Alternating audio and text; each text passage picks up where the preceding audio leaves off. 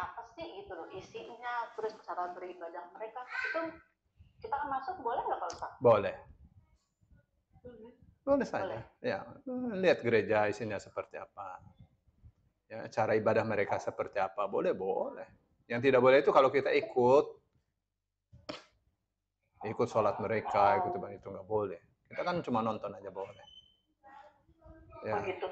Karena saya dulu pernah waktu lagi di luar gitu, terus saya mau lihat apa kuil, bukan kuil, tempat ibadah orang Hindu lah, Hindunya dari di luar Pak Ustaz. Nah itu dia senang gitu kan kita masuk gitu. Sampai saya nggak boleh keluar. Itu kata gitu. Dia bilang, ibu katanya apa? Lihat di dalam ada Ka'bah gitu. Apa sih dibilang maksudnya dibilang ada Ka'bah tuh apa? Ternyata tuh kayak gitu di dalam itunya tempat ibadah dia kan. Terus siapa yang mau minta didoakan bayar pakai amplop. Terus sampai oke begini ya gitu. Terus kok ngapain tuh kasih amplop? Saya dijagain di depan nggak boleh keluar. Nggak boleh keluar. Suruh ngeliat dulu kayak gitu, lihat dulu gitu. Itu ada Ka'bah di dalam, ada Ka'bah di dalam. Oh ya udah. Enggak, maksudnya saya kan juga lagi pengen lihat juga tempat ibadah orang Hindu gitu, ada kasih gunung, maka saya mau tanya dulu boleh tidak? Boleh. Ya udah. Makasih Pak Ustaz. Sama-sama. Assalamualaikum. Assalamualaikum. Yang tidak boleh itu seperti misalnya ya satu perguruan tinggi atau sekolah menengah atas memberikan tugas kepada siswa-siswinya untuk mengikuti cara ibadah mereka. Jadi mereka belajar cara ibadahnya itu nggak boleh itu. Ya sampai ikut misalnya doa rosario dan seterusnya itu nggak boleh. Ya, kalau sekedar hadir untuk supaya tahu, no problem aja. Tapi kalau ini ikut berdiri, ikut mengheningkan cipta, itu namanya ikut ibadah cara mereka, nggak boleh. Ya, sekedar melihat boleh. Ya, untuk pengetahuan.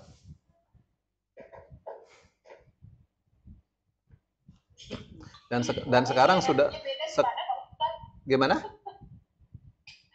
Iya, masuk ke gereja, memang kita pasti otomatis ikut gitu loh, Pak Ustadz. Ya, maaf saya dulu SD soalnya non Muslim, tapi saya selalu kalau setelah pulang sekolah Pak, saya itu wajib sekolah madrasah oleh orang tua saya.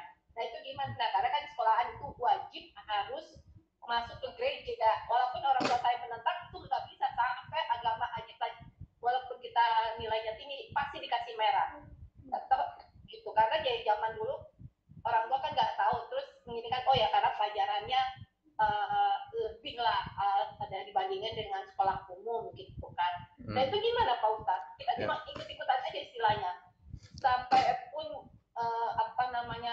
yang ada namanya sakramen, kita cuma itu kan. Oh ini namanya sakramen ini kayak begini. Oh ada makan rotinya juga. Jadi dia tahu kita, saya itu tahu gitu loh. Ininya dia kayak gimana. Tapi dalam hati ya saya tetap aja hanya niat itu tidak tergiur untuk oh ya masukin enggak gitu. Malah teman saya bilang gini, ini kan sama dengan agama kamu, ada puasanya juga, kita puasa. Dia bilang gitu malah Pak Ustadz.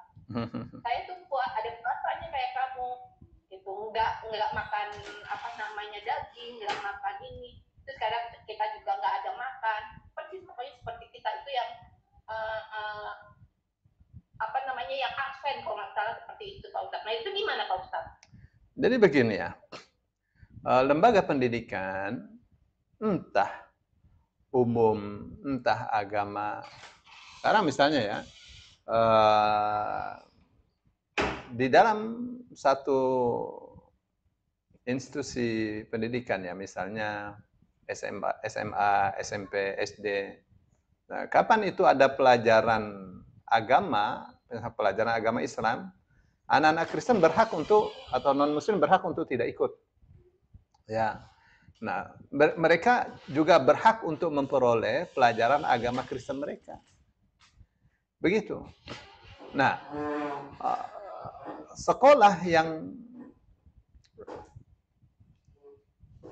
memberikan pelajaran agama itu dilarang memaksa pemeluk satu agama untuk mengikuti pelajaran agama lain. Nggak boleh. Nah, jadi kalau kasusnya Kristen kayak tadi tidak memberikan kebebasan untuk yang non-Kristen untuk tidak ikut, itu satu pelanggaran itu. Nggak boleh itu. Ya, lembaganya itu yang melakukan pelanggaran. Nggak boleh itu. Apalagi kalau misalnya masih SD, SMP, itu masih sangat rentan sekali. Ya, masih sangat ya berbahaya. Ya, itu berlaku untuk semua masing-masing agama, Islam, semua seperti itu. Ya. Tapi diperbolehkan agama lain mengikuti yang pelajaran yang bukan keyakinannya. Boleh. Ya, orang Islam boleh mengikuti pelajaran agama Kristen, boleh. Ya, sebaliknya orang Kristen boleh mengikuti pelajaran agama Islam, boleh. Tapi bukan paksaan, bukan sifatnya wajib. Begitu ya. Tapi kalau tidak ikut nanti nilainya merah meskipun tinggi dia dapat nilai. Nah, itu sebuah tirani itu ya. Pelanggaran itu. Begitu ya. Untung saja orang tuanya bisa menjaga akidah anaknya. Habis sekolah mesti ke madrasah. Zaman dulu Pak Ustadz pasti tahun berapa? Iya. Kalau tidak bisa jadi biarawati Bu Dewi. Ya. Naudzubillah min dzalik. Kan ada itu seorang pastor ya di wisuda, pendeta di wisuda, ibunya pakai jilbab. Ya, di wisuda sebagai pendeta. Waduh, ibunya menangis. Entah menangis karena bahagia anaknya jadi pendeta, entah karena dia merasa, entah karena menyesal. Tapi dia hadir ya anaknya di wisuda sebagai pendeta. Nah, menangisnya itu apa maknanya? Ya. Gitu tuh. Jadi ya orang tuanya muslim, anaknya jadi pendeta. Kayak apa rasanya? Ya. Salah dia kalau bangga itu. Itu sih ya. Masalahnya menjaga akidah ya. Itu wajib itu. Ya, banyak Pak Ustadz. Ada juga teman orang tua saya ini, ya istilahnya udah tahun kesini, anaknya pakai hijab, pakai jilbab, tenang. Nah, pas ketika dia meninggal, orang tuanya kaget. Yang datang itu ada dari gereja. Jadi antara orang tua dan pendeta itu sampai ada argumen itu ngotot-ngotot lah. Anak saya muslim, tidak, anak ibu non muslim. Dia sering ke gereja, dia begini-gini. Enggak, dia memang pakai jilbab, tapi pas ternyata waktu yang gimana pas dibuka itu kan yang hijabnya itu, dia baru tahu orang tuanya ternyata dia pakai kalung tali. Pingsan langsung orang tuanya. Ya sudah, meninggalnya jadi dia si anak itu ya non muslim. Pakai hijab kalau di rumah Pak Ustadz tua juga dia pakai hijab. Tapi di dalam hijab itu sampai itu ada kalung kayak begitu. Makanya orang tua saya bilang awas ya pergaulan sampai wati-wati di sini, awas ya. Oh saya bilang enggak, insya Allah enggak. Gitu. Ya saya ngeri juga, apalagi di negara orang kayak gini kan ya, tapi ternyata ya alhamdulillah di sini muslimnya walaupun negara non muslim. Dia pada baik-baik dengan kita tadi. Kalau mau kita pakai hijab, dia pasti memberi salam gitu. Maksudnya Bu Dewi di mana posisi? Bu Dewi di mana? Saya kan di Australia, Pak Ustadz. Oh, di Australia. Iya, makanya saya tanya, itu saya dapat undangan itu tetangga yang non muslim. Dia orang Indonesia, suaminya bule. Nah, dia pengen mendoakan ibunya gitu loh, orang tuanya udah meninggal. Muslim. Kita juga nggak mau sembarangan begitu, tapi karena dia bilang enggak, orang tua saya muslim bu, ini gini gitu. Oh ya udah, jadi dianya Kristen karena suaminya Kristen, ya kan? Enggak, memang keluarga dia tuh ini Pak Ustadz non muslim keluarga sebenarnya. Tapi ibunya aja yang masuk muslim gitu, anak-anaknya non muslim. Makanya akhirnya kita ada juga kan di sini kan istilahnya ustadz itu juga kan guru-guru ngaji ya, kita datengin nggak apa-apa ya udah. Makanya kita bawa stiker untuk untuk tahlilannya gitu. Ya mudah-mudahan aja dapat hidayah anaknya. Amin ya Rabb. Ini akhirnya masuk Islam gitu.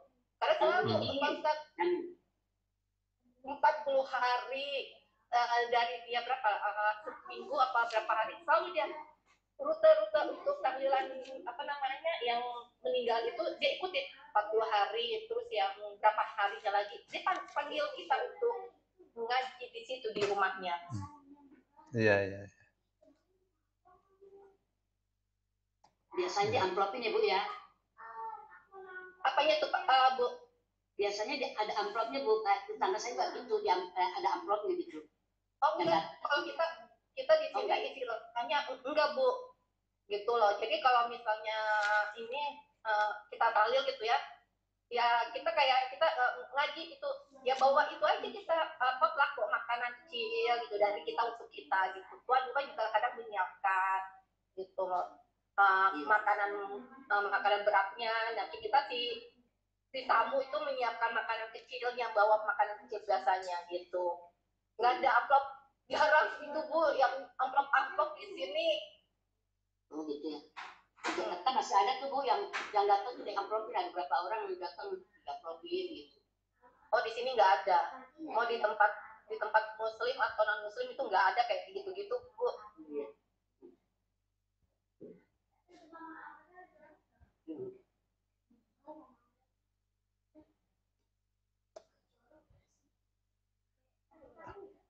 Baik. Saya cek laptop